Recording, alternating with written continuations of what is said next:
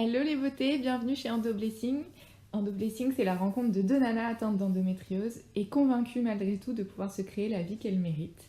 Et je pense que pour se présenter, ça s'impose. Et oui, et on va commencer par moi, on est deux. Voilà, moi je suis Anne, et voilà, je suis là pour une bonne raison, je crois. L'endométriose m'a amenée à concrétiser un projet, euh, tout simplement parce que à un moment donné de ma vie, je me suis rendu compte que cette maladie, pour tout dire, m'empêchait un petit peu d'être moi-même, me limiter même professionnellement. Je me suis retrouvée à plus pouvoir être salariée tout simplement, à force d'absence répétée, à force de douleurs répétées. Et j'ai décidé de faire les choses autrement, de me dire que je pouvais m'en sortir, que j'avais le droit de m'en sortir aussi, que je méritais d'être heureuse, malgré certaines difficultés, notamment au niveau du couple, au niveau des liens sociaux, où on se retrouve un peu esselé, un peu limité dans nos possibilités. En tout cas, c'est comme ça que je me sentais à l'époque. Je n'osais pas partir en voyage, par exemple, si j'avais mes règles. Donc, il y a eu un déclic au moment où je suis devenue salariée. Ça a pu durer que 3 ans. Et après, j'ai tout changé, en fait, pour devenir indépendante, financièrement, à ma façon, avec mon rythme de travail. Et forcément, forcément, je suis devenue thérapeute, en fait, avec des outils qui m'ont été un peu soufflés, guidés par cette maladie, par l'endométriose. Donc voilà, un petit topo sur moi, et maintenant je vais laisser ma consoeur se présenter. Morgane. Salut consoeur. Salut consoeur et sister de l'autre côté du poste. Donc moi c'est Morgane. Donc je suis atteinte d'endométriose, probablement peut-être comme toi si t'es intéressée par ce podcast. Et moi ça a quasiment failli ruiner l'ensemble de mes études parce que j'ai failli abandonner en arrivant au bout, parce que mentalement, émotionnellement, mais surtout physiquement j'étais au bout.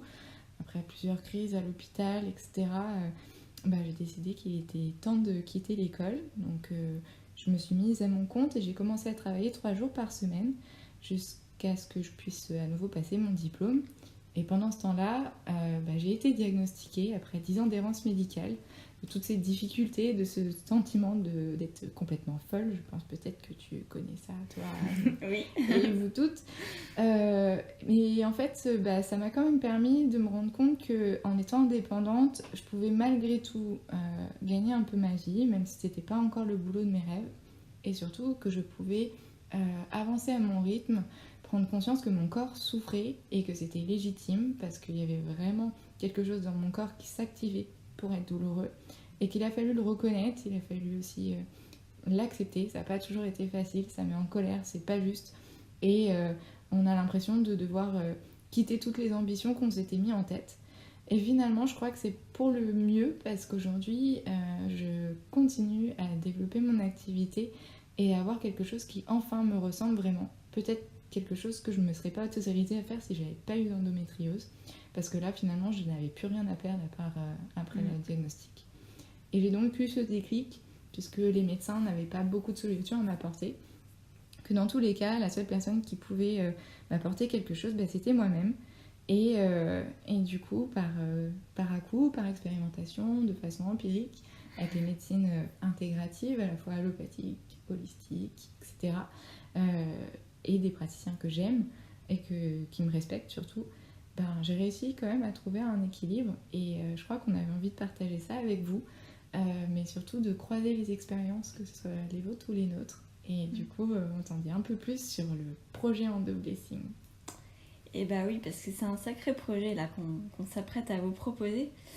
On souhaite vraiment donner du sens à l'endométriose, et pour ça on a créé un programme de cercle thématique mensuel, donc à Paris, un rendez-vous tous les mois pour se retrouver ensemble et se reconnecter à notre pouvoir de femme, à notre capacité aussi de guérison, de compréhension, observer nos parcours, partager nos histoires.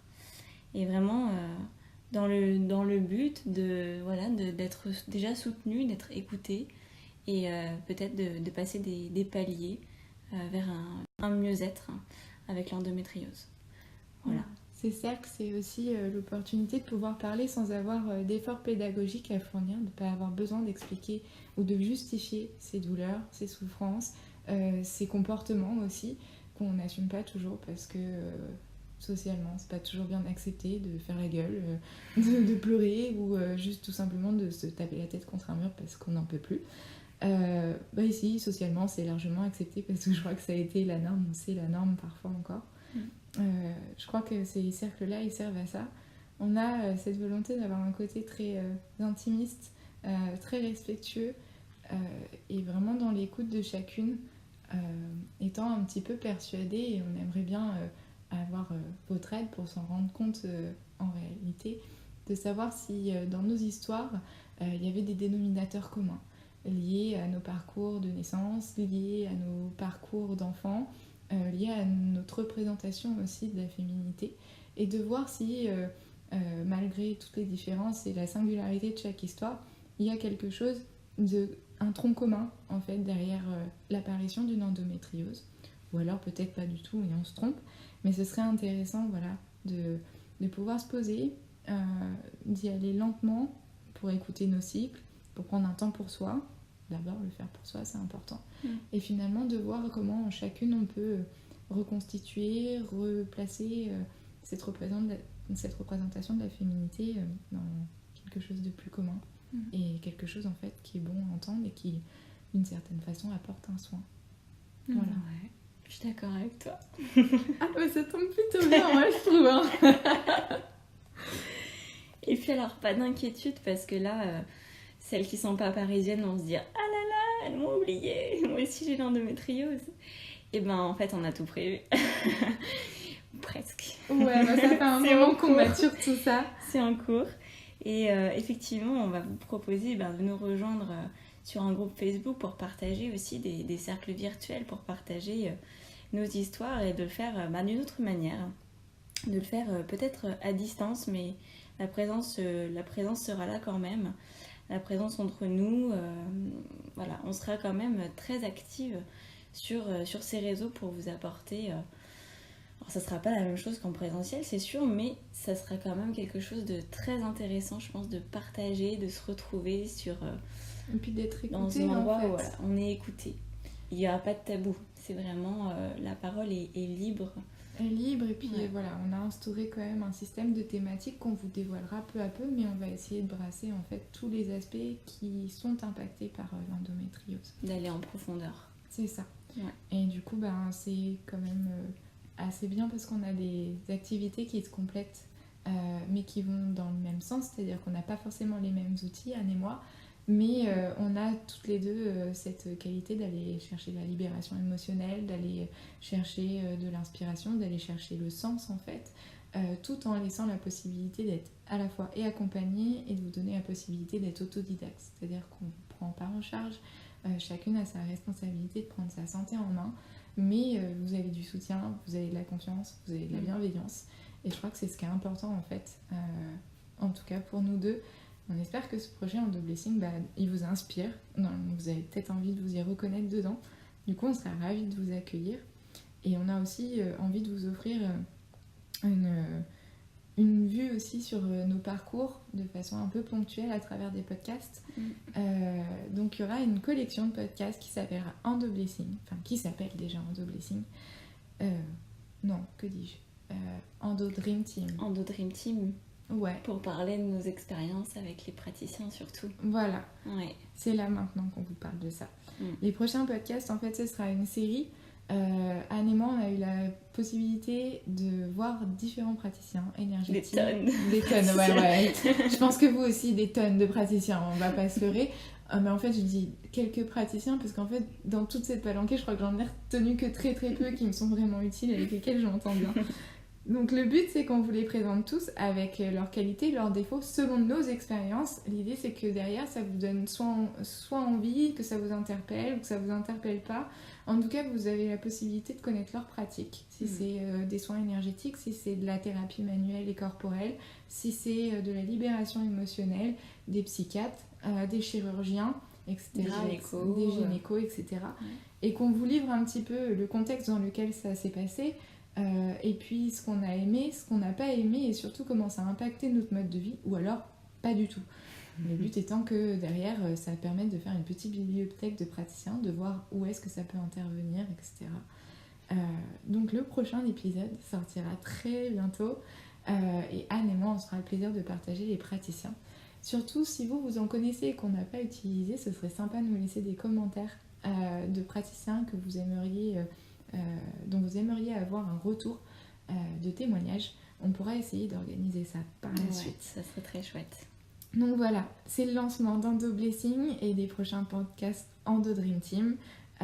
N'hésitez pas aussi à nous faire partager la vôtre. On sera ravis de vous retrouver très bientôt pour un premier podcast. Et vous pouvez nous rejoindre dès maintenant sur la communauté d'Endo Blessing. Ouais. Donc la communauté, elle va vraiment être très active. Donc n'hésitez pas à vraiment vous abonner dès maintenant pour être tenu au courant, hein, que ce soit les cercles sur Paris ou tout ce qui va se passer de manière virtuelle. Parce qu'on n'est pas toutes les deux sur Paris, donc effectivement, il y a aussi des bonnes adresses partout. Quand on parlait des praticiens, il y a des adresses dans toute la France. Voilà. Et pour être tenu au courant, évidemment, des sorties des podcasts, de toutes nos publications qui vont être, je pense, intéressantes, qui vont aller dans un sens peut-être un peu inédit aussi. On va essayer d'aborder l'endométriose telle qu'on la ressent profondément en nous, comment on la vit. Et ça, c'est vraiment ce qu'on va essayer de vous partager au mieux. Donc rejoignez-nous alors sur Insta, c'est @hello.endoblessing, ou sur le groupe Facebook, tout simplement espace blessing. Voilà, vous nous retrouverez très facilement et on vous attend nombreuses. On vous met le lien en bio, là, juste en dessous, comme on a l'habitude de faire sur YouTube. Et du coup, laissez-nous un commentaire et n'hésitez pas surtout à partager, à nous faire un retour, savoir si la vidéo vous a plu ou si vous avez d'autres attentes. On sera très curieuse de vos retours. On vous embrasse et on vous dit à bientôt. Des gros bisous!